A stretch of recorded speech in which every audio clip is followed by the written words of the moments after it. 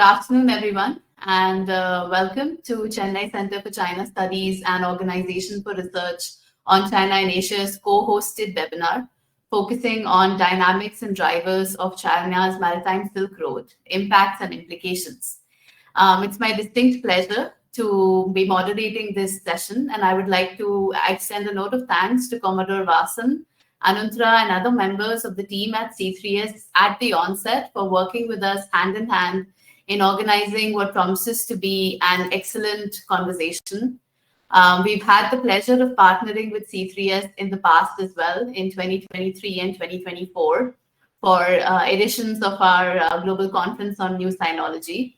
I'm extremely happy to see the friendship between our institutions expanding this year into research and dialogue-driven verticals to expand understanding in India and beyond of all things China. With this, I'd like to jump straight into setting the context for our discussions ahead. As we all know, the Maritime Silk Road is a critical component of the Belt and Road Initiative and has significantly shaped China's maritime infrastructure, connectivity, and economic diplomacy over the past decade. What we seek to understand now is more deeply the how behind MSR becoming such a complex instrument of China's economic statecraft and maritime strategy.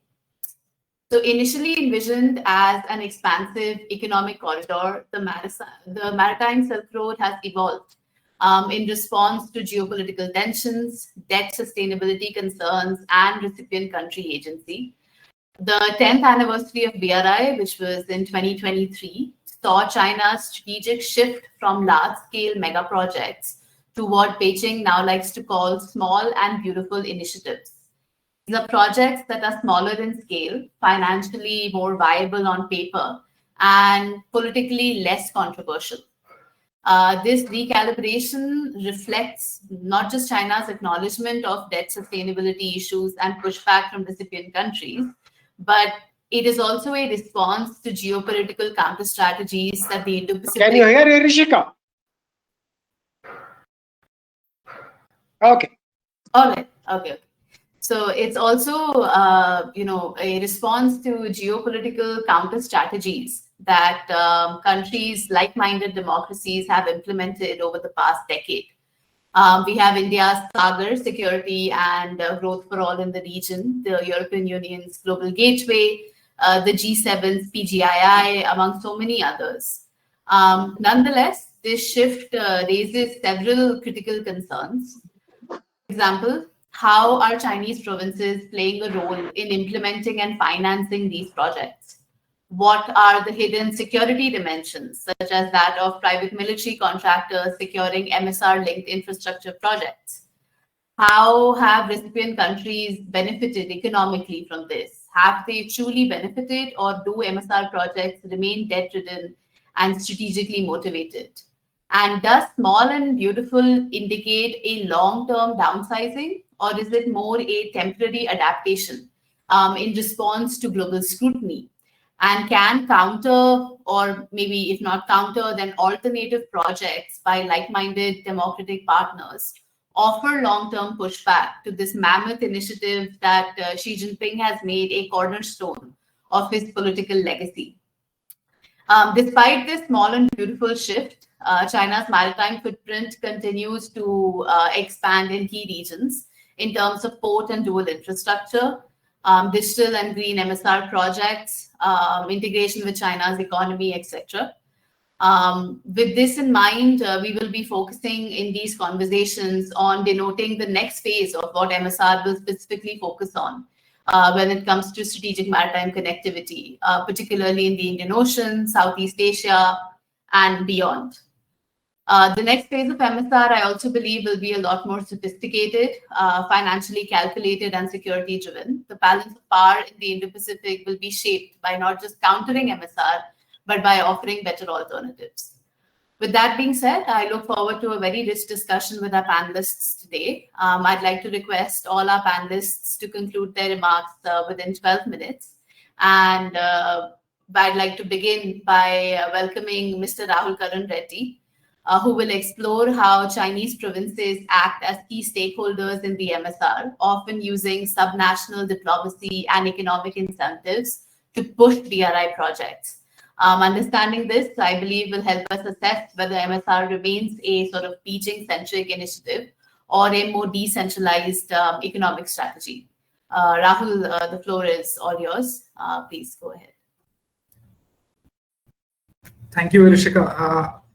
I want to thank ORCA and C3S for inviting me to speak at this webinar. It's a joy to engage with Vasan sir and the team at C3S once again.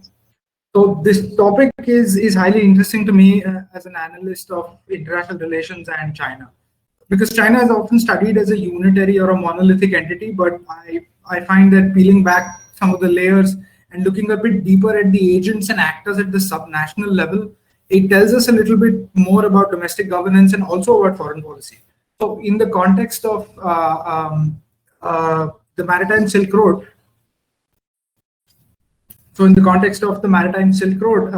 there are provincial governments, state-owned enterprises, and private companies, and all other kinds of organizations that participate directly in the MSR, and they're at the forefront of many projects. And I think this follows a general rule of thumb that initiatives of the party center are executed by fragmented groups and interests within the party state. So the broad framework for Chinese provinces to engage with the MSR is led by the National Development and Reform Commission, and it directs central provincial government. Sorry, Rahul, just one second. We can't see you. Your camera is turned off. Could you just check that once, please? It shows on my side. It's showing on now. Oh, okay. Please continue. Sorry. It must be a technical glitch. Anyway, I hope it's working now. But as I was saying, so the broad framework of the MSR is sort of set up by the NDRC, and it directs provincial governments to come up with MSR implementation plans, and then it sanctions resources for those projects that it approves. And in turn, provincial and prefectural governments and local governments of all kinds, they engage with their MSR frameworks by partnering with local actors to attain certain policy priorities that are unique to their regions. So when the MSR was announced, it was an opportunity for seen by the provincial governments to take advantage of state resources that were pledged for the MSR in an effort to advance their own interests. And I'll just provide an example of how a city government in China is engaged with the MSR, which sort of displays the variety of actors that provincial governments partner with, and also the kind of interest that they hope to advance by engaging with the MSR. So Ningpo is a major port city in Zhejiang, and it saw an opportunity to upgrade its position as a manufacturing hub when MSR was announced. And that's because the city government and the administrators there identified diminishing returns on manufacturing investments in Ningpo and acted quickly when the MSR was launched. So they first sponsored the creation of the Maritime Silk Road Shipping Index, which rivals the global Baltic Index. And they also upgraded the Plum Mountain Economic Zone, which made it easy, which made it the first BRI experimentation site for Zhejiang in 2017. So through initiatives like these, Ningpo has effectively leveraged the MSR to upgrade its own economic profile. And today it has the world's third largest port. And it's an example of how a savvy city government has leveraged the MSR for state finances and expedited regulatory approval. And it continues to do so. It continues to exploit the first mover advantage that it had today as well, with initiatives like the Ningbo Declaration, which is an agreement between ports and shipping companies and insurance providers and a variety of stakeholders to approach digitization using 5G, blockchain, and other technologies. And the feedback here is that it again develops Ningbo's manufacturing and technology industries under the MSR banner. And here the provincial government of Zhejiang is only too happy to champion it because, you know, they have a large base of tech companies that will benefit from it. And it also results in the increased importance of Zhejiang as a leading province and engine of growth. So a testament to how well this strategy has worked out is that if you go to the One Belt One Road website, you'll see the Maritime Silk Road Index displayed prominently as a measure of how much trade MSR has generated. And the source for that is the Ningbo Shipping Index. So that's just one way in which a city government sort of engages with the MSR to advance its own unique interests. And I'll turn my attention to two different coastal provinces that have participated in the MSR. And coastal provinces in particular are major players. So in fact, there are several Chinese cities and provinces that compete, make competing bids for recognition of their unique status as birthplaces of the Maritime Silk Road, knowing that they'll benefit from greater state resources. So I'll cover how Guangxi and Fujian are operating to sort of enhance connectivity with two other sub-regions in the world, Southeast Asia and the Middle East. So first, look at Guangxi, for example, which is not a conventional coastal province, but it has a coastline and it's proximate to Southeast Asia. It's relatively underdeveloped, but it's the only province with land and sea access to ASEAN countries. So long before the MSR came out, local leaders in Guangxi have always known that the province's future will always rely on connectivity and cooperation with Southeast Asia. So that sort of already laid a foundation for the province to take advantage of the MSR when it was announced. So Guangxi managed to secure approval for projects like the Malaysia-China Kuantan port and the industrial park adjacent to it, and it involved provincial SOEs like the Guangxi Peipu Gulf International Port Group for the port expansion at Kuantan, and this is because Kuantan is the fastest route from Malaysia to China. And it's not just about the port project here; it's about the industrial zones that are adjacent to the port project, like the Malaysia-China Kuantan Industrial Park, which sort of involves Chinese companies that are based in Guangxi and elsewhere. So the industrial park plays an important role downstream, and the largest investor in this park is Alliance Steel, which is owned by Guangxi Shanglong Metallurgical Group, which has a steel mill of 5.5 million annual capacity, 5.5 million tons annual capacity, a steel plant, and there are several other projects in that in the same sort of industrial park. And this is the model Guangxi has followed in other places of Southeast Asia as well, like in Brunei's Muara port.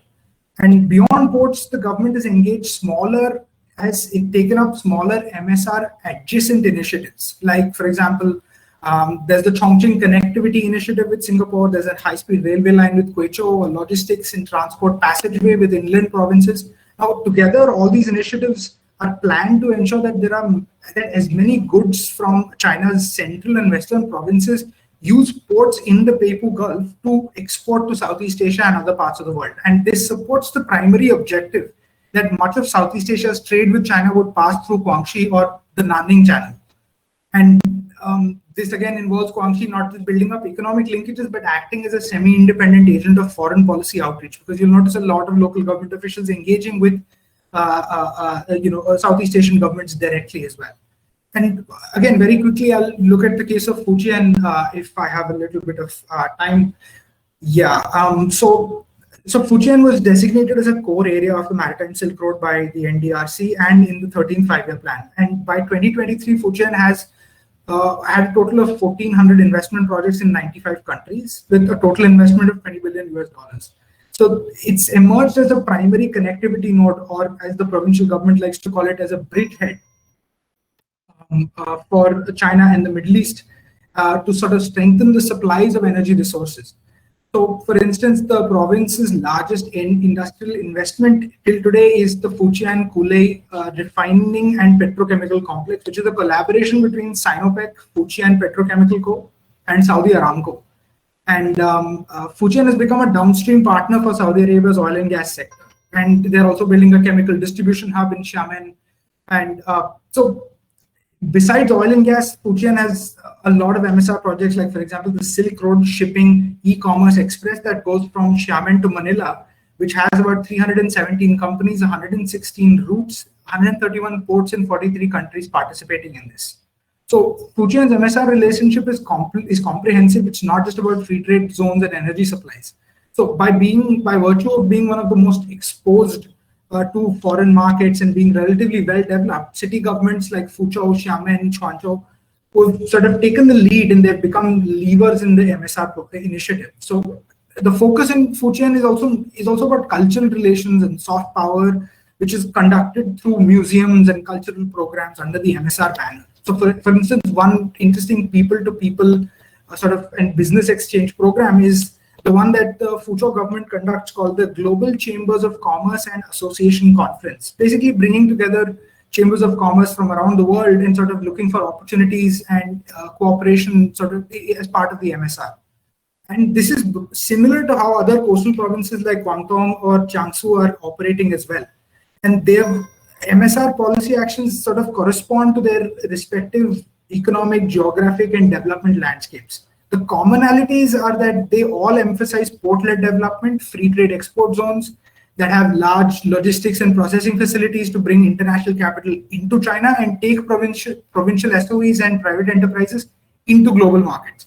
So provincial participation achieves a variety of unique development and growth objectives that bundle the interests of state banks, of provincial SOEs, private companies, and let's not forget the party center as well. So whether it's alleviating overcapacity in sectors like steel or cement, taking Chinese enterprises in the electronics. I'd like to ask you to also conclude in the next. Yeah, just wrapping up here. So whether it's taking electronics manufacturers into Africa or Asia, whether it's capturing downstream sectors of chemicals and processing industries, the provincial governments have basically aligned their MSR activity with central government goals, their own growth ambitions, and even the political mobility of provincial leaders. So I'll stop here and hand over to Ishika. I think we can leave some points for the Q&A session. Thank you very much. Thank you so much, Rahul. Excellent points, especially about how MSR adjacent projects are being utilized with provincial port outreach to expand these eco-linkages and how they're acting as semi-political agencies in themselves. I would like to move now to Commodore Venugopal, who will examine the emerging role of Chinese private military contractors in MSR projects. Commodore Venugopal, I think you also have a PPT, so I'd like to request the team at C3S to please operate that now.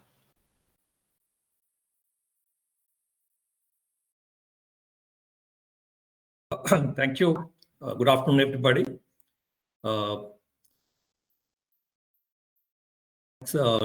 Big thanks to ORCA and C3S for asking me to speak on this subject.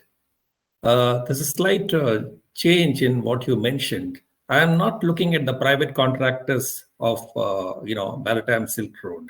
I'm only looking at the security implications of Chinese engagement in Indian Ocean vis-a-vis their Maritime Silk Road vision.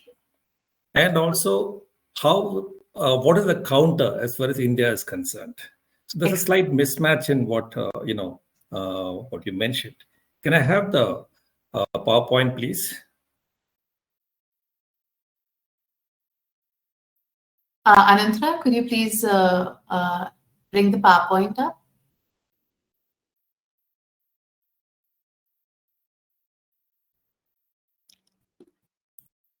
Can you hear me now? Yeah.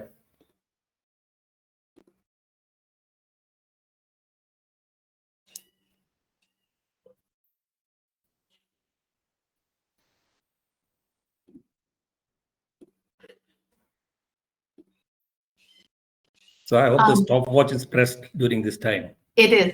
But maybe you can start if you want to, and she can get the PowerPoint up in that. My topic is such that there's got to be some illustration, which supports it. I understand completely. We can take a few seconds. Anantra, let me know if it's going to take some more time. In that case, we can move on with the next speaker and come back to Commodore Venugopal. Yeah, just give me 1 second. Sure. Just give me 1 second of that design.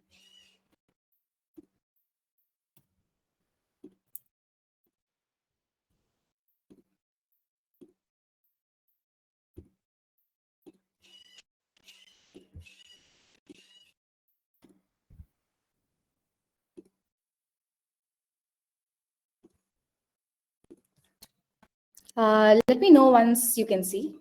Yeah. Is it visible? Being shared. Yeah, it's visible now. Okay, this is the first slide. Please move on. Go to the next slide. Yeah, as early as the late 1800s, Adil Mahan underscored the importance of Indian Ocean and how critical Indian Ocean is towards world trade. because it primarily links the Atlantic and Pacific Ocean through the various choke points.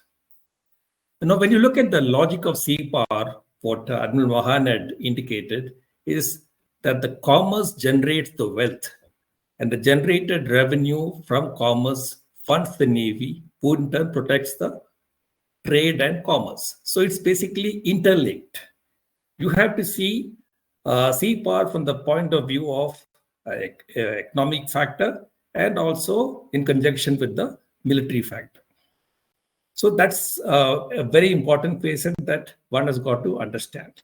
And we cannot see, say, for example, maritime Silk Road in isolation, and also Chinese maritime strategy in isolation. Both are interlinked. And Chinese have not invented the maritime Silk Road. This maritime Silk Road existed long back, many centuries ago. All they did was to revive the maritime Silk Road and link it with their maritime strategy. Primarily, the Chinese feels that sea power is most important, and it is the only source of attaining a position as a global power. Without sea power, you cannot be a global power. Next slide, please. Next slide, please. Yeah, as I mentioned to you already, that the link between the maritime strategy and the maritime Silk Route is very important. That is to be considered always when you deal with this subject. Next slide, please.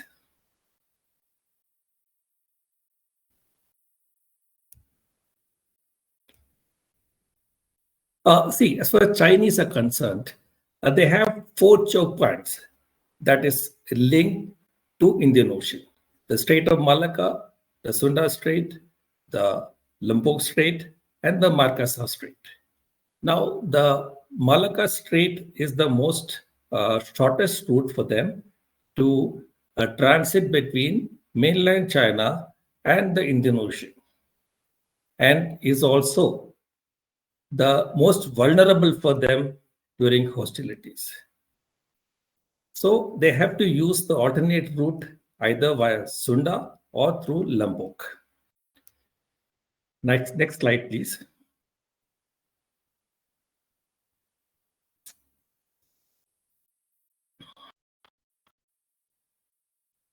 Now, Chinese Indian Ocean strategy, what exactly it is?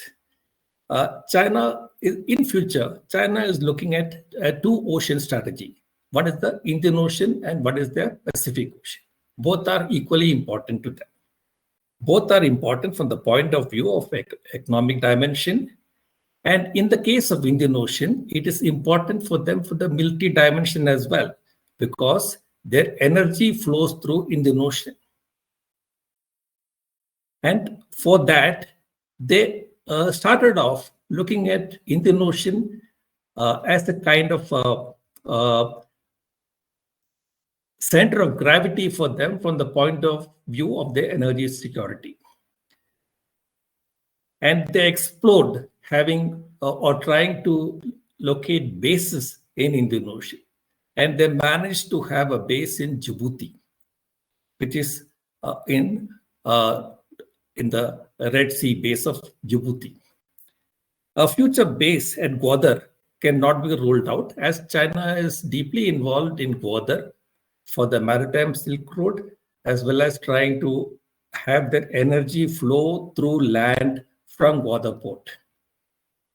So basically, their investment to ports in Indian Ocean region is a wider strategy based on a long-term vision, that is to achieve the status of a superpower. Next slide, please.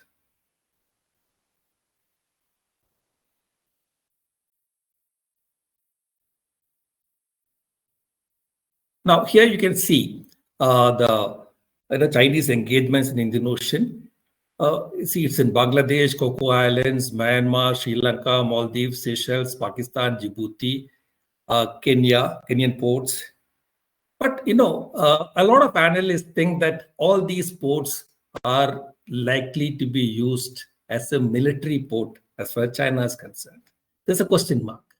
These are basically, Chinese engagements with these countries are basically on a dual purpose mode. That means it is basically required by them as a staging point or, fueling point for their ships when they operate in Indian Ocean. Basically, their naval ships operating in Indian Ocean during peacetime. The military facilities in Djibouti, or for that matter, in Gwadar, is not going to make any significant change or significant flip to their maritime strategy. Next, please. Can you hear me? Next, please. Another slide, basically showing the Chinese presence in Indian Ocean. See, basically, why I'm showing this. The map is indicating as to how vulnerable China is placed as far as Indian Ocean is concerned. It takes almost 10 to 15 days for the Chinese energy to flow through either the Strait of Hormuz or through the Strait of Bab through the Red Sea to Bab el-Mandeb Strait. So the 10 to 15 days depends upon where the oil is coming from. Now just imagine a vast Indian Ocean, a tanker transiting from Strait of Hormuz all the way to a Chinese port. That means it traverses the North Arabian Sea, comes into the Indian Ocean, rounds up Sri Lanka, and moves ahead to Malacca Strait. How vulnerable their energy flow is. Before we assume Chinese to be a kind of a invincible giant or something, we have to think about the geographic factors. And India's geostrategic position is so well, mapped, or we are rather fortunate to be having a position like that to ensure that we can actually monitor whatever happens in Indian Ocean. Right, next slide, please.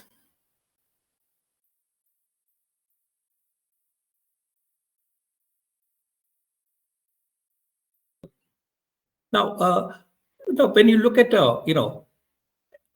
when you look at the Indian Ocean and how Chinese have expanded or their naval presence, it is nothing different. It's a traditional path of rising powers.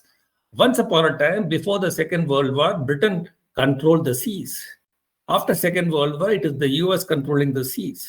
And now China is trying to emerge as a player in the maritime domain by trying to have a foothold in Indian Ocean, primarily because it is their lifeline as far as energy is concerned. When you look at peacetime, these efforts will certainly expand its regional influence, because with the MSR, what they're doing is they're investing in all these countries. So when you invest in these countries, and all these countries are not, the rich countries that, one may think of like in Europe. Here, they require money for their economic development. And when Chinese investment comes in, what happens is that they gain a certain amount of foothold in that particular country. At the same time, they get a kind of an influence with the government in power in those countries. So it is basically, a Chinese strategy, which if you look at what Admiral Mahan said, in the 18th century, it is almost coming to that, or rather it is in consonance with that. Now, as their trading interests expand, they are likely to have more and more presence in the Indian Ocean region and try to secure their supply lines. Next slide, please. So that means Chinese is basically interested in power projection. Now, when you look at a power projection or a blue water navy, we are talking in terms of a multidimensional navy as such. As of now, China has got 3 fleets: the North Sea, East Sea, and South Sea fleet. Most likely, the South Sea fleet will get augmented, expanded to look after the Indian Ocean. As of now, the South Sea fleet, basically, their area of interest is South China Sea only. In the days ahead or in the years ahead, China is likely to expand the South Sea Fleet to nurture their area of interest in Indian Ocean. And for them, it is very important that as they expand their influence, they require to have refueling and resupply lines for their naval vessels all along the ports, and some kind of a rudimentary facilities to conduct minor repairs and maintenance for their fleet. After all, a fleet cannot sustain at sea unless and until it has shore support. A certain amount of support is given by the support vessels of the Navy, we call logistics vessels or auxiliary vessels. But when it comes to certain repairs, certain maintenance, you require shore support. And for operating these ships in far-off waters of Indian Ocean, China requires some kind of a support. So that is to be kept in mind. That is the basic Chinese interest. Next, please. Next. Can you move ahead, please? When you look at the peacetime missions of PLA Navy, basically, the previous slide. Anandra, can you move the slide, please? Yeah, when you look at the peacetime missions of the PLA Navy, the most important is the counter-piracy operations. Normally, for counter-piracy, they have 2 ships, that is 2 combatants and 1 supply vessel. And so other than the counter-piracy operations, what are these ships tasked to do? They study the operational pattern of foreign navies. They also do intelligence gathering and surveillance mission. And at the same time, they compare capabilities with foreign navies. Interim, they also gather oceanographic data. Now, oceanographic data is very important in particular areas of interest of yours to plan out future naval operation. And at the same time, they try to develop interoperability with credible navies in the region. Because I've been handling Chinese Navy during the tenure in Oman. So I know exactly what they do. Whenever they come to port or whenever they leave the port, they try and do a kind of a passage exercise with any naval vessel which is present there. What is the aim? The aim is to study how they operate or what is their operating philosophy. So Chinese are basically learning day by day. They have been a brown water navy. They are in the process of graduating to a blue water navy. They are in the transition period. Transition period is most vital from the point of view of gaining knowledge from others. Okay, next, please. Next, please. Now, okay, consider a kind of a scenario where some hostilities are imminent, which is affecting the Indian Ocean. It could be, a kind of a US-China standoff. It could be the standoff between India and China at the border. Which is coming, or rather, which is filtering, or rather, progressing into the naval domain or maritime domain. So what are the problems that the Chinese will face?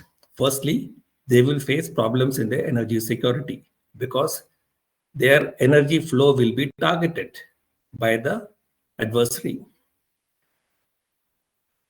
And if they try to do a longer route, that means what happens? It takes more time, more money, and with the result, their sustenance of energy in Chinese mainland get affected. Now, people might talk about Chinese developing a carrier force and all that. Remember, carrier force does not mean that the carrier force is invincible at sea. Carrier force has got, or a carrier battle group or a carrier strike group has got its own vulnerability. With the 12 CBG, US Navy is thinking 100 times before carrying out any offensive mission in South China Sea.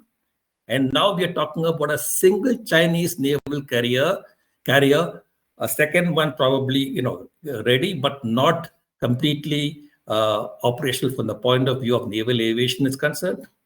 Now, trying to a foray into Indian Ocean and trying to gain, kind of a sea denial or a sea control in the region. Extremely difficult for Chinese with the current force level that they have. Even if they have, multiple carrier groups, Indian Ocean will remain their Achilles heel. Probably the only choice for Chinese Navy is to deploy their SSNs. Now, deploying SSNs also is not an easy task. SSNs require intelligence inputs. Now, where are you going to give the inputs from? Where does China get that from? SSN operating in far-off sea as Indian Ocean and trying to, target a particular, area, particular asset of the adversary. It is extremely difficult. Now, I'm sure we have a submariner in the group. He knows very well that a submarine also requires a certain amount of inputs before they are deployed for an offensive mission. Commodore, I'm sorry, I would like to request you to please conclude. Just next slide, please. The slides took a long time. I'm sorry to say that. I know, but I didn't. I started it only after that. So Now, when it comes to the India's counter strategy, I said earlier also, geostrategic location is to our advantage, and anything can happen in maritime domain as an extension of border skirmishes. We have extensive tracking facility in Indian Ocean with IFC Gurgaon being the nodal agency. Anything that moves in the water is detected and tracked. I can assure my countrymen that there's no fear of Chinese, if you ask me.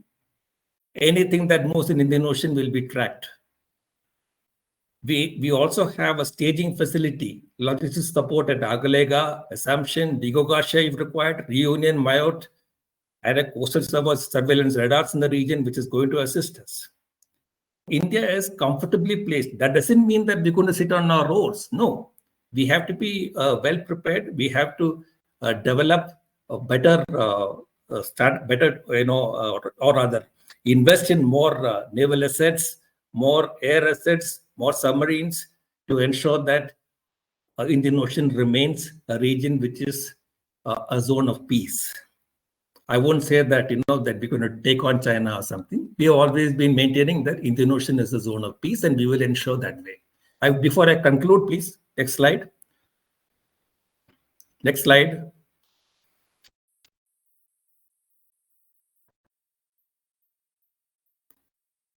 In conclusion, I would like to say that China intends to develop some form of an Indian Ocean fleet in the future. Basically, a deterrent force to protect its energy security. They do have credible surface combatants, but then lack of shore-based air power will be a major disadvantage for China to operate in Indian Ocean. Plus, asking about more military bases in the region. It's a political dilemma for all countries in the region to permit China to have an overseas military base. They can have economic,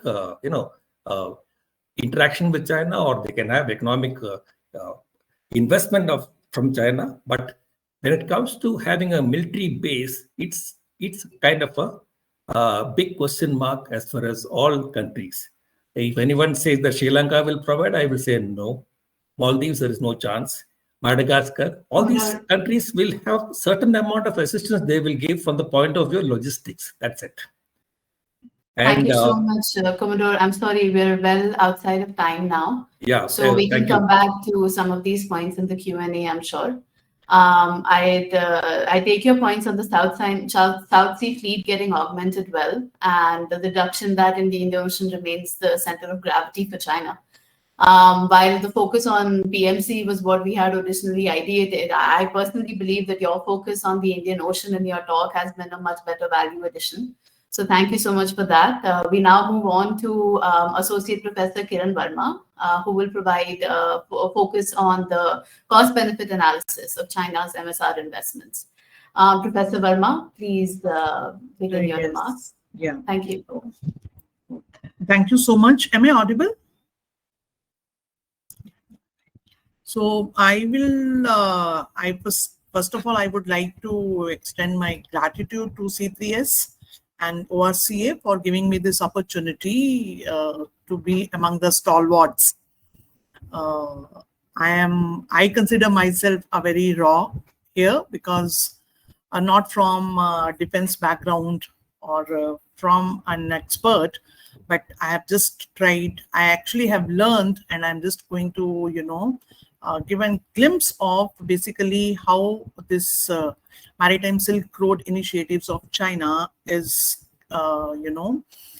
giving what kind of impact in the region it is generating, economic and socio-economic impact, not from the defense or what you say, other kind of impact, but basically socio-economic impact, both positive as well as negative impact of this MSR and one role this BRI initiatives of the China in order to expand the trade across the region. So I would just like to, can you just skip the slide? The next slide, please. Yeah. So we will just look into the historical overview of Silk Road, that how it started, say, 2nd century BCE during the Han Dynasty, and how it has progressed till today and what kind of impact it has generated. Basically, when we look into the kind of trade which was being engaged in this, so it is basically, not only the silk, but it was basically the stones, ceramics, and cultural items like art, religion, technology, and a lot of these references have been made by the Chinese traveler during the second century BC till 1500 AD, that what kind of trade has flourished, and this was actually the major trade route which was being developed, covering most of the colonies of the Britishers also. So can we just move to the next slide? Can we move to the next slide, please? Yeah. So this 21st century Maritime Silk Road is an extension of the previous, the original Silk Road route, which actually basically is covering, as the other speakers also said, ASEAN, South Asia, West Asia, North Africa, Europe, and through the strategic partnership through South China Sea and the Pacific and Indian Oceans. So if we look into the expansion of this route, most of the world is being covered by the Maritime Silk Road. And this particular Silk Road is also very important from the point of China being the leader in the global supply chain. Through this road, they have expanded their global supply chain and currently, controlling 60% of the total global supply across. So when we look into the contribution, which has been, it has basically being focused, it is basically to expand China's maritime-based economy, which is also called blue economy, from 1.2 trillion at present, but maybe manifold, to improve the food and energy security in China and along the countries across the route. Not only this, securing their sea line communication and furthering its international discourse power. So we will find here, twofold purposes of this MSR initiatives in the 21st century.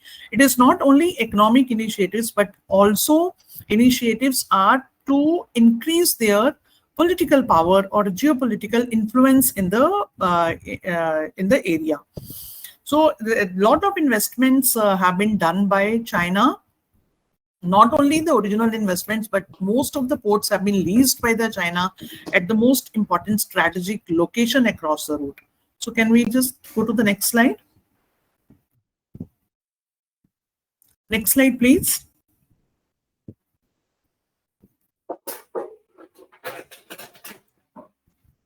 Yes. So this MSR in 21st century is also can be looked at the modern revival of the original Silk Route in the country, in the world, by looking at the launch of the Belt and the Road initiatives. It is not only now through the sea, but it is on the surface transport also. And a lot of key partnerships have been developed in recent past. If we look at, bailing out China from its severe debt crisis, and building ports, and throwing in a lot of investments, not only in Sri Lanka but in all our neighboring countries, Pakistan, Bangladesh, and so forth. Next slide, please. Next slide, please. Yeah. So if we look into here, the ports, what they have leased from 40 years to 99 years. And in this, the two most strategic ports from India's point of view is the Gwadar port in Pakistan and Hambantota port in Sri Lanka, which is actually not only has raised security concerns for India, but for many other countries of the world also. So we can move to the next slide. We can skip the next slide and move to the next one. Yeah. So basically, objective, as I previously also mentioned, that twofold objectives. One is the economic development and the other one is geopolitical influence. So these two objectives are actually basically, when we look into economic development, whatever the aid comes from China in the development of ports or the other, infrastructure projects in the countries, it is yes, economic development is the surface level, what you say, objective, which is the face of all the development initiatives what China is taking across the countries. But more important is that how it is, increasing its geopolitical influence. So more than economic motive, there are other motives behind it, increasing its geopolitical influence among the countries and creating a kind of, what you say, a fear or the other kind of, overpowering kind of pressure, exerting a kind of pressure on the countries, neighboring countries, and the other countries of the world. So we'll move from here to look into the kind of impact it has generated. So can I go to the next? Can you go to the next slide? So when we look into the impact, basically economic impact, obviously it has contributed a lot to the trade volumes. Many countries are able to, increase their share in the world trade through the ports or through the infrastructure projects across the Silk Route. Basically, this is one among the oldest trade route which became unoperational, but again after it became operational, it has added to the growth of the world trade. The port infrastructure has been developed to a large extent, especially the modern infrastructure in the port. So this, and then the diversification of economies, like economies which are basically, engaged into the primary exports or something, their exports have diversified the production pattern, manufacturing pattern, the services pattern, the trade patterns across the economies have diversified manifold. Not only this, because of the infrastructural development, lot of foreign direct investment have started flowing in, and we can, from India's example itself, we can look into that. So much of inflow of the foreign direct investment, both in the primary industries as well as in the industries of strategic, importance in the country. Not only this, these kinds of things, have also left a lot of impact on the mobility. Not only the mobility of goods and services, it has also considerably, impacted the mobility of the labor also. So migration from the developing or underdeveloped economies to the economies which are developed and can offer better employment opportunities to those kinds of things. Not only, these are all basic few of, economic kind of impacts, but there might be much more. But there are a lot of, social kind of impact also. Whenever development happens, it not only affects the economic structure of any country, but the socio-cultural structure of the economy. Economies are also, change in the course of a time. So cultural influences, or what you say, kind of, the way we are living our life, how the products, how the services have made their way through our lives. All those things are have left an impact. So all these economies which are in and around this MSR, you will see that there is continuous evolvement of economic forces, continuous evolvement of social and economic forces also in those economies. Next slide, please. So when we look into geopolitical implications of MSR, we will see that China is trying to emerge as an influencer and a soft power. Though it is not very visible through its efforts that, they are seeking political advantages out of all these initiatives, but that is a hidden agenda on the name of the economic participations for development of these economies. And this kind of participation and this kind of, influence which is being exerted by increased China's participation and presence in these economies is, creating a lot of tensions for the other countries also. Can we move to the next slide? Yeah. So there are a lot of impact on the local communities also. When we look at from the societal perspectives, there are a lot of displacement issues. Any development initiatives, anything which is to be developed, displace many of the people in and around it. The localities, the societies being displaced, and which actually leave a very, very heavy impact on the lives of the people. So are there any rehabilitation plans which are being carried forward when the people are being displaced? Or what kind of, a cultural kind of, pressures which are being, generated on the minds, young minds of the people, those who are being displaced? Or if there are economic opportunities, there are considerable, risks also in the form of it can create a lot of, inequality. It can, lead to exploitation. Because most of these economies are labor-rich economies, and where the labor, is available at very, cheap rates. So are they being,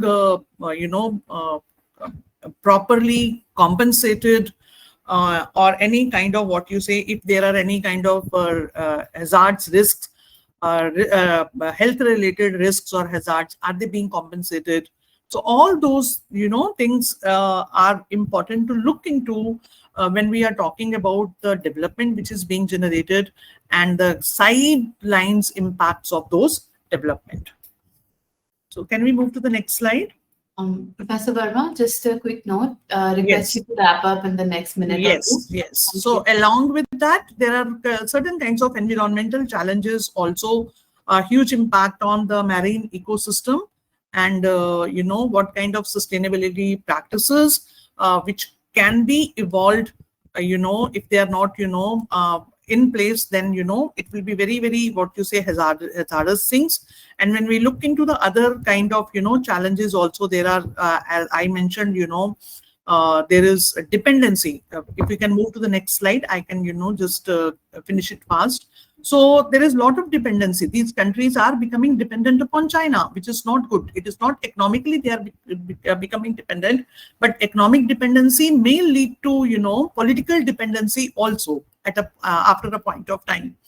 And uneven development. The areas near the ports are being developed at the cost of areas which are away from the port. So uneven, unequal kind of, unbalanced kind of economic growth is being, then the governance issues, lot of governance issues in these economies are also erupting, because management of these infrastructure is not an easy thing. And if the local governments are not empowered or equipped with the, effective governance issues, then it will lead to certain kinds of economic and social kinds of disasters in those economies.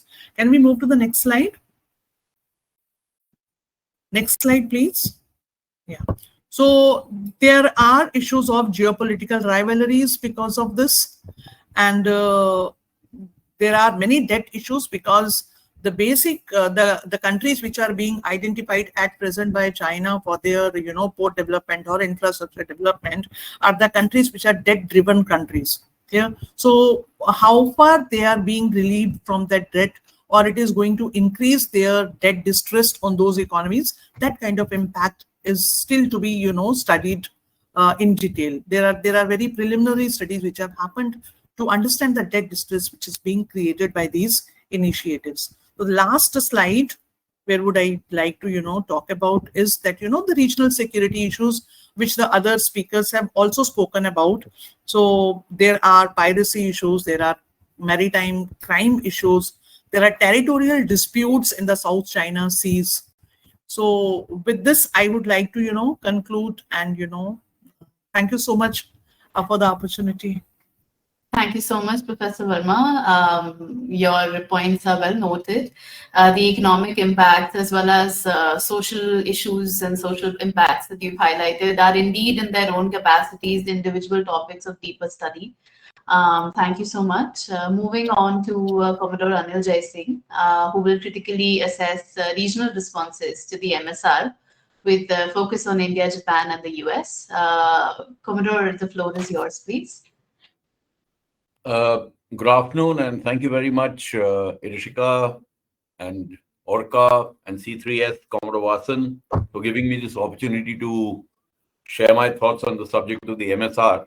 What I've been asked to speak on is to evaluate the regional responses to China's Maritime Silk Road, with specific reference to India, Japan, and the United States of America. All our speakers before me have given us a very good strategic overview of the various imperatives that are driving the Maritime Silk Road. So I will not dwell on these. Time is at a premium. So I'll jump straight into my subject.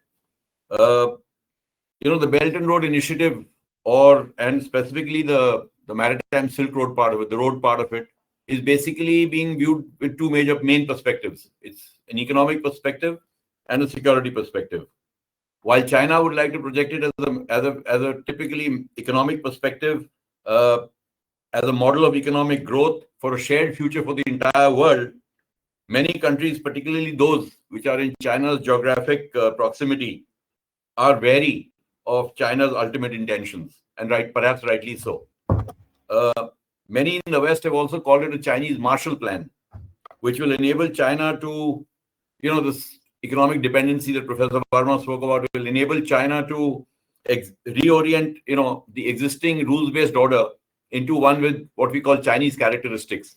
And China is definitely intending to do that at some point of time if it gets the right kind of global maritime dominance that it seeks. And if there's anything in China's behavior that we've seen over the last few years, it suggests that the absence of any noble intention in that context. It's more about Chinese hegemony than any rules-based order, neutral rules-based order with Chinese characteristics. However, despite this, almost 150 countries have signed on to the BRI. And many of them have in many ways already benefited from Chinese-led major infrastructure projects in their own respective countries. I know there has been a lot of pushback on debt traps, etc., but there's a lot of good work also which has happened. China is also very quick to debunk any myths about this, that their whole BRI is a debt trap led mechanism to ensnare countries into their. Sorry, I'll just disconnect my phone. Just give me a minute. Worries. But it wasn't silent, but it obviously wasn't. No worries. Yeah. So sorry, I'll come back to that. So countries have benefited from it, and it is not, as per the Chinese, one way to ensnare a country into a sphere of influence by involving it into a debt trap. And of course, as you mentioned, Irishika, we are now, and that's perhaps one of the reasons why they shifted from these large mega projects, which indicated, which challenged the sovereignty of nations, to their small and beautiful initiatives, which seem far more benign and far more pleasant to talk about. But in the next few minutes, what I will focus is on the geopolitical and geoeconomic outcomes in the Indo-Pacific and beyond, mainly, as I said, in context of the three countries, India, Japan, and the US. So let me first begin with the common denominator that binds these three countries in the Indo-Pacific, and that is the Quad. The Quadrilateral Security Dialogue, which is, we all know, an informal alliance, informal partnership between India, Japan, US, and Australia, actually came about, I know, in the wake of the 2004 tsunami. But when it was revived, it very clearly, the US very clearly let it be known that it may not directly have been a China containment strategy, but China was a major factor which led to its revival. And it singled China out for attention. Of course, India, Japan, and Australia initially were very reticent to name China in any of the joint communiques and joint statements that emanated from this. But we find over the years, both Japan and India and Australia to some extent have sort of reduced their reticence towards naming China. But they continue to insist that it's nothing to do with China. It's all about a free and open Indo-Pacific, which is, again, and I reiterate, it is meant to prevent China from challenging the existing rules-based order at sea with one that is led by it. So that is basically the FOIP as we understand it. And that is what is going to drive most of the responses of these countries to the Maritime Silk Road. Now, coming to Japan, one of the main issues, I think, in the China-Japan rivalry has been the competition for infrastructure projects in Southeast Asia. Japan always was at the forefront of leading infrastructure projects in Southeast Asia and Southeast Asian development, till China sort of emerged as a rival and a competitor, and probably went ahead of Japan. So that has been one of the prickly points, not necessarily related to the MSR, but certainly one of the prickly economic issues that China and Japan has been concerned about. But now we see more and more with China's maritime belligerence that this is also acquiring a security and a geopolitical dimension. When the BRI first came up, Japan was very indifferent to it in 2013. In the years since then, its attitude shifted first to oppose the BRI. And in 2017, there was a distinct shift when it really began getting the attention of the Japanese policymakers, who suggested that plain opposition to that is not the answer.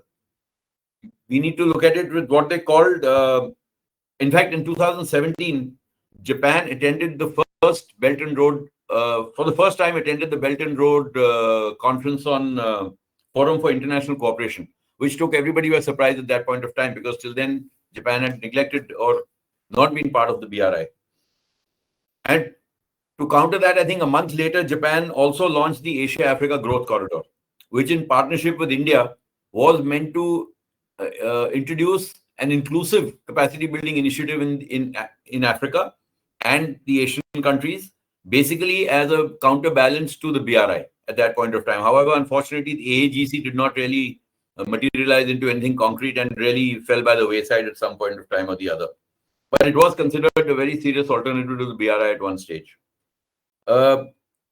Within Japan, there are both liberal views regarding the BRI and opposing views regarding the BRI. While the liberal views are largely driven by the economic benefits that the economic policymakers see of the BRI, whereas the opposing views are mainly of the security establishment in Japan, who look at it as a geopolitical competition. There is also a lot of discussion, or was there till a few years ago, on whether Japan should invest in the AIIB. And to the extent that there was even talk at one stage of an AIIB-ADB collaboration, which is a Japanese Asian Development Bank, which is a Japanese-led initiative, because they felt that it'll bring in more business, it'll bring in a better economic environment, which will be to the benefit of both countries. But again, that did not happen at that point of time. From an economic perspective, there was considerable support also at various times for the BRI. Japan also intensified its engagement for infrastructure projects and initiated something called the East-West Economic Corridor Project. But in the last few years, it was, and mainly, as a result of the COVID epidemic, Japan started de-risking. In fact, sort of started decoupling, but then, of course, became de-risking from China. Over 150 companies were provided an incentive of, I think, $4 or $5 billion by Japan to pull their business out of China and come back to Japan. So that was a setback. We've seen setbacks to the whole BRI as a result of the COVID epidemic. The pushback has been considerable from countries caught in a debt trap. But I still look at it as it's a minor setback. China is very clear where it wants to go with its BRI. It's 2049 target of the rejuvenation of the Chinese people is very much on track. It may have a little blips here and there, but I don't think that will be questioned. So since 2021, so 2013, then 2017, then 2021, we again saw a shift in the Japanese stance. And Japan's adopted a policy of what they call developmental pragmatism and an institutional role-sharing mechanism. So this was basically meant to cleverly balance the economic imperatives with the security concerns and adopt a sort of ensure that they don't get into a confrontational role, but look at it more from a more benign perspective and go along with various things, but be careful about to what extent they get involved in it. That was, I think, their basic concern. So far, this, from what I've read, this developmental pragmatism has not really translated into any effective, in any political engagement with China's BRI, which remains still an area which the Japanese establishment is very wary of. So I think as far as Japan is concerned, the new developments, for example, the 10-dash line which came up, which literally pushed the Chinese, ownership of the South China Sea closer to Japan.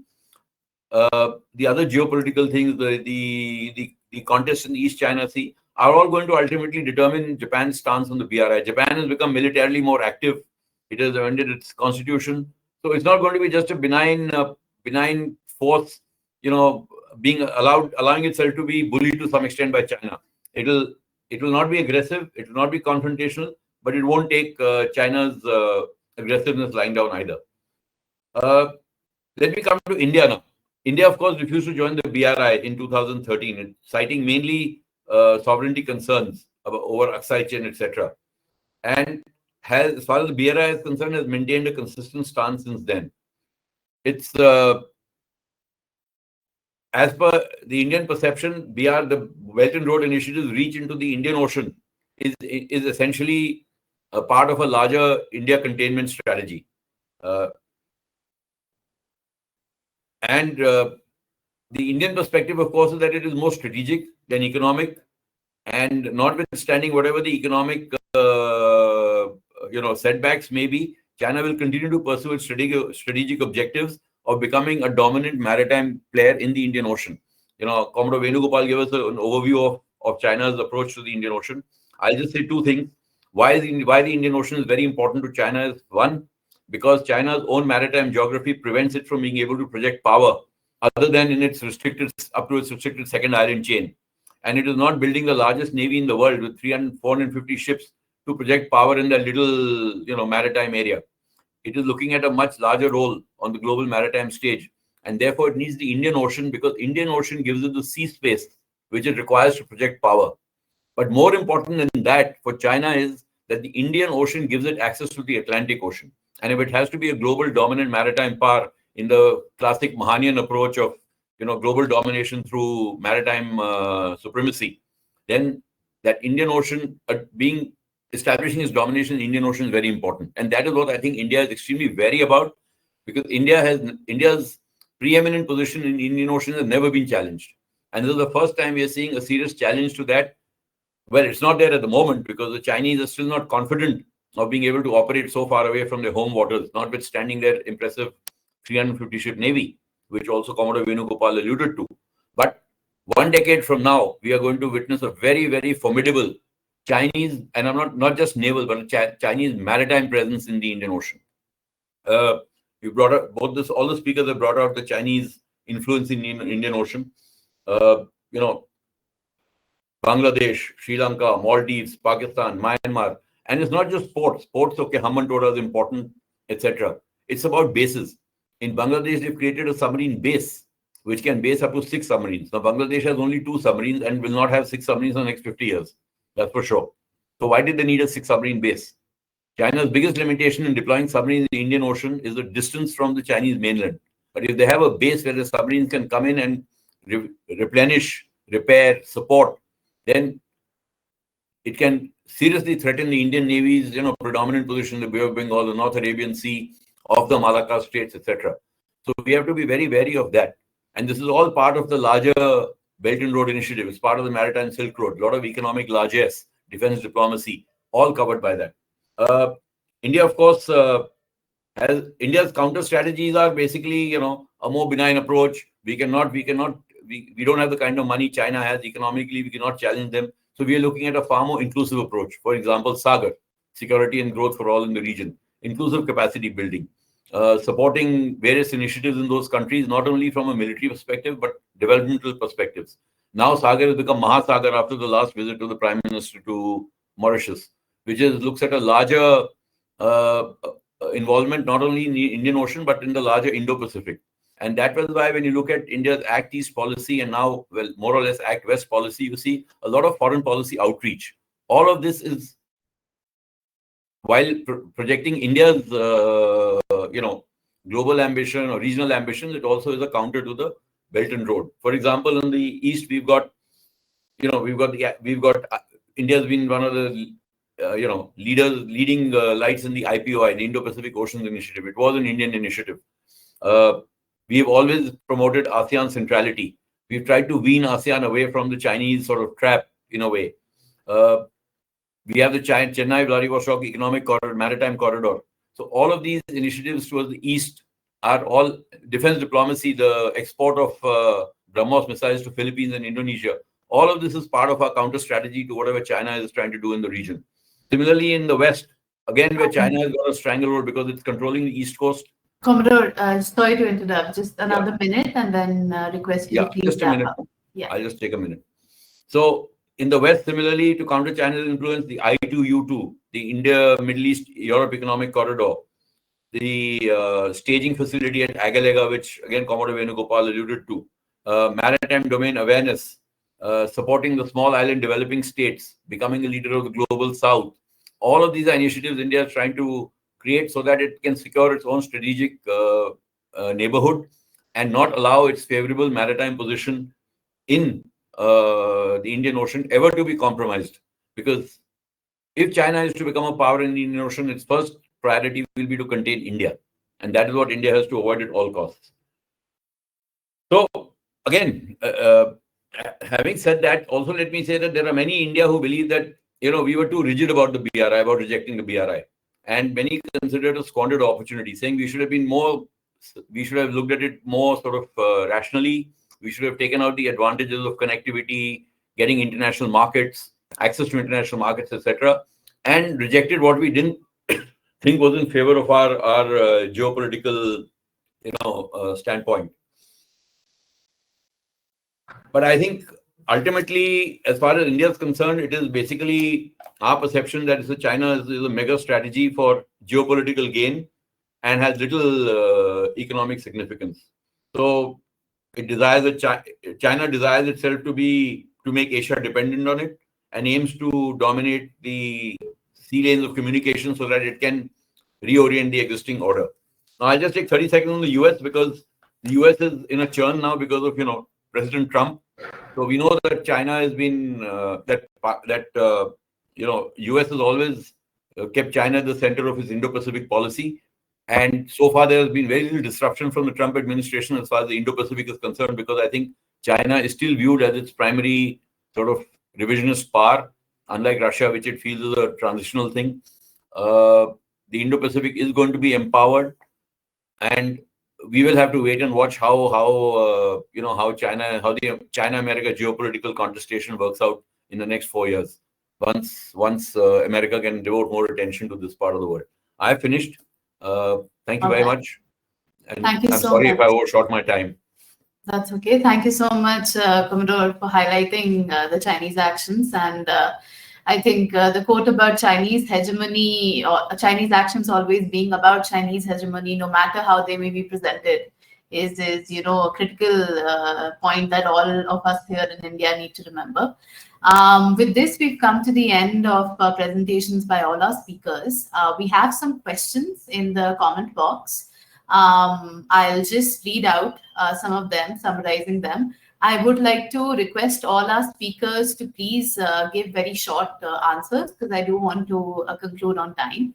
The first question is for Rahul, and it's from Omkar Hole, who is interested in knowing how Hainan plays a role in expanding China's MSR besides conventional coastal provinces. How do you see this reorientation, wherein the entire island has been promoted as a free trade port zone since 2020, and its prominent geographical location, and both the Hainan and Beijing governments are investing heavily in building trade facilities? How do you see this reorientation in implications for China's MSR? If you could respond. Yeah, so I think that's a great question. First of all, it's a great observation, and what's happening in Hainan is actually quite unique. The whole island is being turned into a large free trade zone, which will sort of position it as a very important player in the MSR, and this is much more visible since 2020. And it's the largest and only free trade port, which has independent customs operations, negative lists, duty-free shopping, and all kinds of things. It's quite unique, actually, for that matter. They're talking about free cross-border capital flows, free and orderly data flows, free investments, and all kinds of things like that. So I think the whole province is sort of, and what's happening is the province is also trying to leverage its sort of the diversity of its economic assets. The Yangpu port, for example, it will link Hainan to international markets. Then the capital, Haikou, is a industrial center, while the other coastal cities like Sanya and Shanghai, they're tourist hubs. Wenchang is an aerospace hub, and so on. So I think all these sort of economic assets are being linked together to create something that is shaping up to be a major player in the MSR initiative. And it will be very interesting to see how this investment pays off, because we're assuming, and the party assumes, that it will sort of turn out the way that we're expecting it. But again, it will be interesting to see how much output it and how much economic activity it handles, and how other coastal provinces respond.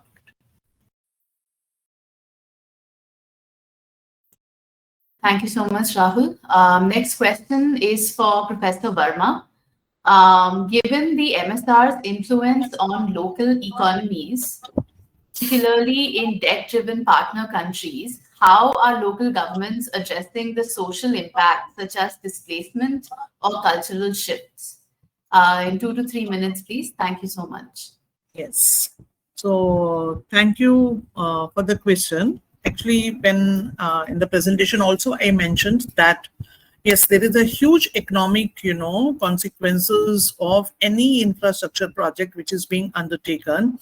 But on the sidelines of economic development, it also leaves a considerable impact on the social life of the people, and especially in terms of displacement and all. I would just like to mention the recent, Sri Lankan infrastructure development by the Chinese government. When you talk about the port, Hambantota port in Sri Lanka, yes, there were efforts, but there were a lot of unrest among the people also when they are being displaced. So where are they going to be rehabilitated? This is the first issue.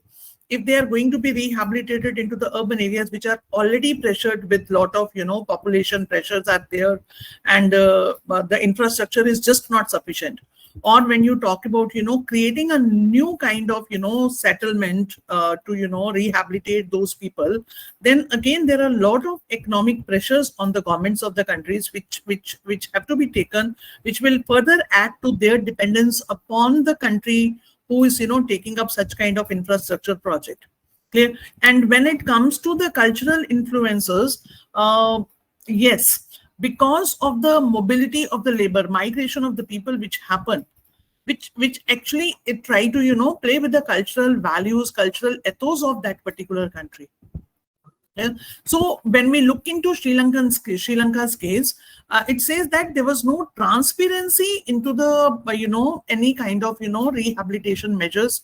So people were not happy about. They were not being informed. They were not being given enough time to move and find a suitable place or start a suitable living, which will maintain their standard of living. Clear? Or they were not happy about the kind of rehabilitation centers or rehabilitation efforts what were being taken by the government. So this is always a question of a lot of what you say to be pondered upon. It is not only MSR, any other displacement will definitely have a lot of socio-economic and cultural impact on the life of the people. And most of the time, whatever is being done, it is not transparent. It is not just enough. Yes. Thank you so much, Professor. Thank you. Next question, I'll direct the one for Commodore Venugopal. This is a two-part question. You can choose to merge it or respond as per what you deem fit. China and Myanmar have recently established a joint private security company in Myanmar's Rakhine state in close proximity to India-backed Sitwe port. So how does this development align with China's MSR objectives? And second is, given Myanmar's strategic importance to India's neighborhood first and Act East policy, what are the implications of China's expanding presence in the region for India's interests? See, the answer to the first part of the question is that the memorandum of understanding was signed by a Chinese private security company and the Myanmar junta in February this year. So this private security company is tasked to protect the Chinese citizens who are working in Myanmar, and also at the same time to work in conjunction with the Myanmar military, that is part of the junta, in their initiatives towards ensuring security in the region. And this security companies are basically stationed in areas where the Maritime Silk Road projects or the BRI projects are being, going on. Like how it happened in Pakistan, where a lot of Chinese nationals were killed by, by insurgents in Baluch insurgents in Gwadar. This is a kind of a leaf out of that. They're ensuring they've formed this understanding to ensure security of its citizens. That's the first part of the question. Second part is that how it will affect India. See, Myanmar and India are traditionally been having good relations since 1950s. In fact, a friendship treaty was signed between the two in 1950 or so. So it's a deep relationship. And we are also involved, our military is involved with Myanmar military to counter the insurgents, Rohingya insurgents and all that in the border between India and Myanmar. So the private security companies per se is not going to make any difference in India-Myanmar relations. And moreover, Myanmar is actually a kind of a gateway to ASEAN as far as India is concerned.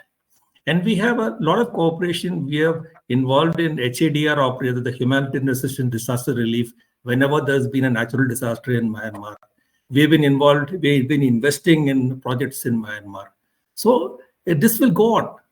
The Chinese is also investing in Myanmar, and so is China investing in other countries, in Southeast Asian countries, as well as in South Asian countries like Bangladesh, Sri Lanka, Malay, and Maldives, and all that. So this is kind of nothing that you can stop them to do.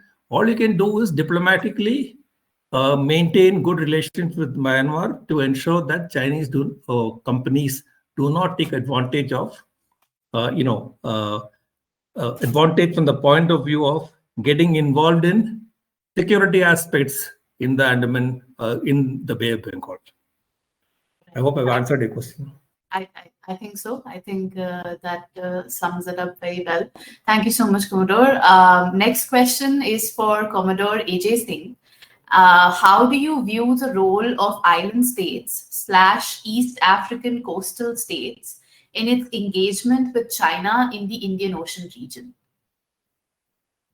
Well, you know, the Indian Ocean region comprises of these, what we call the small island developing states, SIDS, which are very strategically located, whether you take Mauritius, Seychelles, Maldives, Sri Lanka, and a whole lot of others.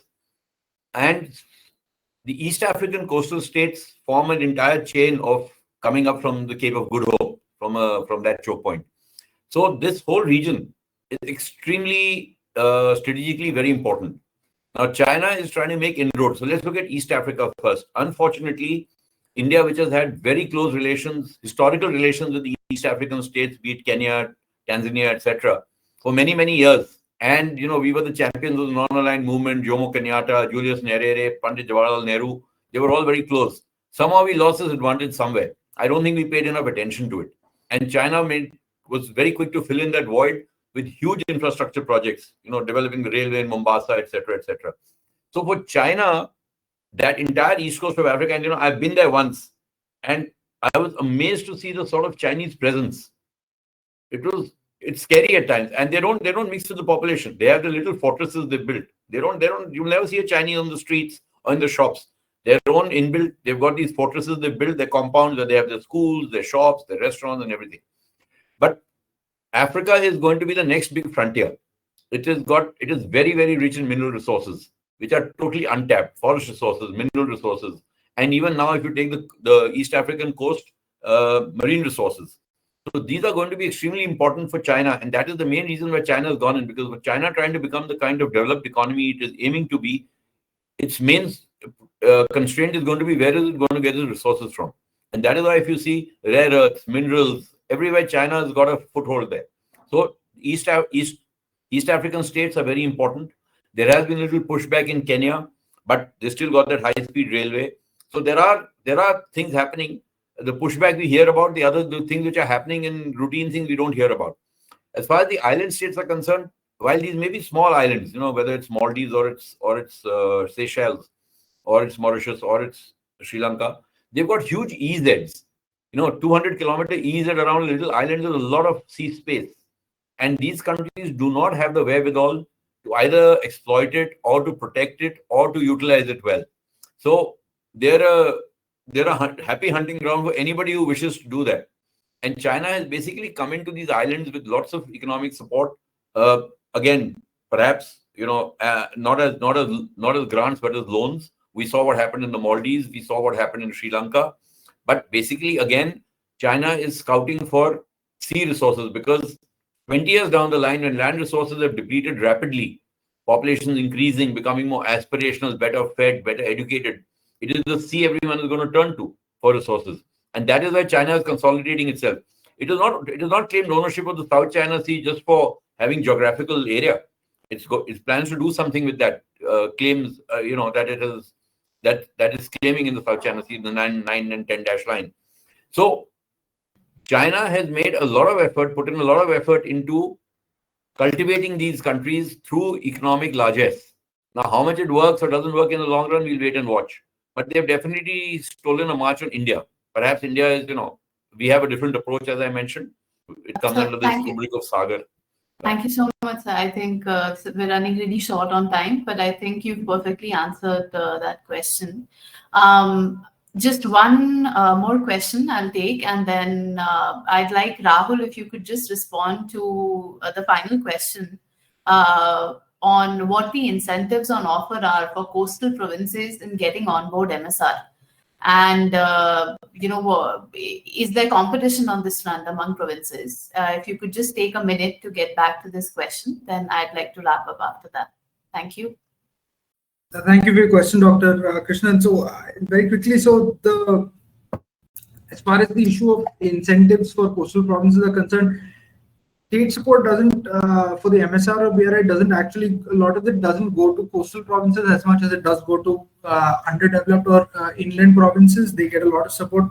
So the sort of incentives for coastal provinces are more in the form of an opportunity to retool or upgrade their sort of economic profile. And GDP targets and maintaining economic performance is always going to be important for coastal provinces as well. But I think what incentivizes coastal provinces is that it's state sanction for sort of novel implementation, novel ideation of cooperation mechanisms and policies that involve setting up cooperation formats that involve a lot of technology exchange with foreign enterprises and so on. So I feel like that would be the incentive for coastal provinces. And as far as noticeable rewarding of provincial officials are concerned, I think there are a lot of political sort of rewards and incentives that appeal to leaders of coastal provinces. So, for example, officials from Shanghai, Guangdong, Zhejiang, they've done really well at the 20th Party Congress, and some of the rising stars in the Communist Party are members who sort of are leaders of big cities, and like say Ningpo, for example, or even the party secretary of Guangxi right now, Chen Kang, a member of the Central Committee, and Peng Qianshui at Ningbo. So I think there's these rising stars. They tend to have they see opportunities for further political upward mobility when they are appointed to coastal provinces. And yeah, there are definitely. I think with that, I think we are out of time now. But thank you so much. I would like to request Commodore Vasan, if he's still online, to please conclude. I had some remarks prepared, but I think we're very short on time, and I think it would be a lot more beneficial for us all to hear from you. Over to you, sir, and thank you so much for including us in this conversation. Thank you. Yeah. Thank you, Rishika, and must thank all the panelists for the wonderful presentations that they have made. And I think, Rishika, I can still take another 5-10 minutes for your remarks at the end of mine, because the audience will definitely benefit. I must thank ORCA for joining hands with us. We have done it very well in the past, and this formal association that we've had has led to very interesting developments between us and ORCA. And so we are very happy with this kind of a development. The topic chosen is very, very relevant, more in terms of what can the MSR do and what are India's counters. So I think when you put the context right, though the sequence was not exactly in the manner that I am covering, to say that it's geography that drives political ambitions. And he made a reference to tire, and I think Chinese are fully embraced tire. In fact, there are many universities there who are studying tire in a very Alfred Mahan tire in a very big way. And though they took some time, the white paper for domination of the four seas came out only about 10-12 years ago. So they understood that they can't be constrained, as Commodore Anil Singh said, within those first and second lines of defense. But they need to move out of the South China Sea or the Western Pacific, and only Indian Ocean provides that kind of connectivity to the oceans and the continents across, including Africa, which came in for discussion. So I think I'm very happy that there is a submariner here. There is an anti-submarine warfare officer from the surface, and there's an aviator, that's me. So all three naval, components are represented here. Then there are academics, there are the think tankers, and many students here. So I'm sure they will immensely benefit from this discussion. Venu definitely spoke about the Malacca dilemma, but I have started questioning the very basis of Malacca dilemma, and I think it's for the students to take up this.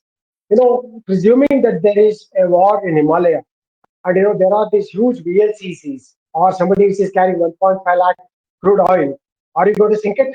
As a submariner, I think Commodore Anil Singh will think 100 times before torpedoing something which will have an environmental impact of great.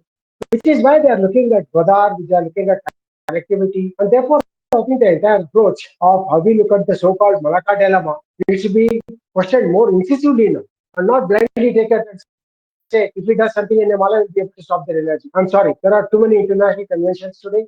There are protocols that prohibit you from causing that kind of an environmental damage. And today you have ships which carry upward of 23,000 TEUs. They carry 1.5 lakh crude oil, and we are not going to be sinking that. So therefore, there may be a different way of looking at the very, very basis for which we said there is a Malacca dilemma. Chinese have understood well before us, which is where they invested in connectivity from Guadalajara to Xinjiang. They're looking at Siberia. They're looking at other forms of replacement of energy, etc. Rahul made some important points of observation. I've been to China just 2 years ago, and I've seen these kind of incentives that are given to the local leaders. They're very, very passionate to say that I'm going to try investment. So it's like Tamil Nadu now. Somebody is there. That doesn't matter. So in fact, it's like Tamil Nadu saying that I'll become a $1 trillion economy, and they're drawing investments from all over. So it's good for the nation's growth. And Maritime, they really clearly understood that unless they invest in the maritime sector, they will not flourish. Which is why they invested extensively in the MSR. The total investments, as we know, and as statistics support, is in the region of something like 2.5 to 3 trillion dollars, and that's the kind of money the developing countries require. We can't complain and say they're taking these investments from China. What are the alternatives?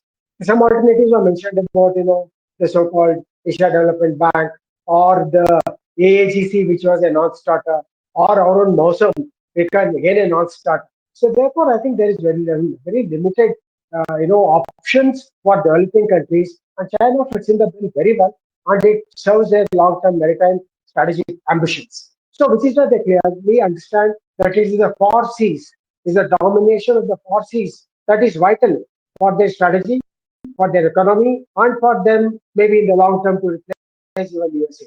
Commodore Singh also brought out about the importance of Quad on how some of these countries are developing. And luckily for all of us, the other initiatives which are there of the IPOI, the IPF, the vaccine diplomacy, the STEM initiatives, all these are something that has really brought us together.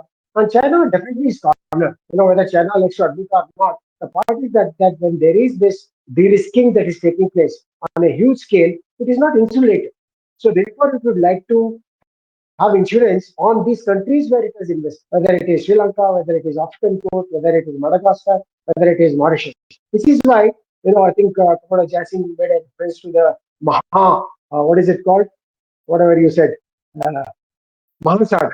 So this was after the Prime Minister visit to, Mauritius. And this is where there are serious issues related to the next 10 decades, which are of great importance to us in terms of our maritime engagement. We're not done well in the maritime sector. And again, Professor Kiran Varma's point about what kind of impact there is when such investments take place is a valid question, because we know in Hambantota, the local population benefited marginally because everything came from China. 80% of their equipment, 85% of the skilled labor, 90% of consultants, they all came from there. So where is the money for the loans? So these are some of the questions that I thought I will raise here and leave it to Rishika to sum up on points that I may have left out. But I must thank all the panelists and people who participated today in such large number. It's a very important joint initiative from our side, and each of the sub-segments which are there, we'd like to spend a little more time, on for example, when the Malacca element, or for that matter, the societal environmental impact of MSR in our neighborhood. So these are issues that we can take up and work together. And with that, thank you, Rishika, and the entire team of ORCA and C3S for putting this together. Initially, I was not supposed to be here. I was supposed to be somewhere else, but I'm happy that my program was amended, and therefore I got an opportunity to be here. Thank you, and it's very well conducted. Rishika, compliments to you. And over to you for summing up. Take another 10 minutes, it doesn't matter. Thank you so much, sir. I'm glad that you were here to join us today, and I'm absolutely very happy to be building this engagement with you. Of course, we're a young think tank, but working with experts such as yourselves always gives us more guidance about how to proceed and how to take notes, and I look forward to organizing more events with you in the future. And like you said, a lot of the themes mentioned here today individually stand out as topics that we can cover in the future. I don't wish to take 6 minutes to conclude. I would just like to say that I believe the panel today has provided a very multidimensional analysis of MSR. From the role of Chinese provinces, security dynamics, Indian Ocean region, economic feasibility, regional responses. I think for me, the understanding is even more clear that the MSR is not a monolithic entity. It's very clear that it's not just about trade and infrastructure, of course, but these broader strategic objectives, they're very dynamic, that they're connected to. I mean, Commodore Vaishnav, you spoke about the alternatives. I mean, MSR operates in a very multipolar maritime environment now, and it's facing growing competition from initiatives. But we do have to admit that whatever initiatives do exist, the alternative projects, all of them lack a lot of cohesion and scale and financial, sustainability and muscle that the MSR enjoys through state-backed financing and SOE investments. I think I'd just like to conclude by saying that we should recognize the MSR as a very moving target. It's constantly evolving with geopolitical shifts, and the responses also have to be as dynamic and coordinated and adaptable, not just competitive, but also capable of shaping norms of maritime governance. So with these points, I'd just like to thank our esteemed panelists for their valuable insights, our audience for joining in. Thank you to C3S for being such excellent partners and ideating this panel with us. Thank you to my team at ORCA for organizing and planning this. Rahul and Anantara, thank you so much for managing all the logistics. And I look forward to hosting more events together. And I hope to see everyone who joined here today in the future again, in person or online. Thank you so much.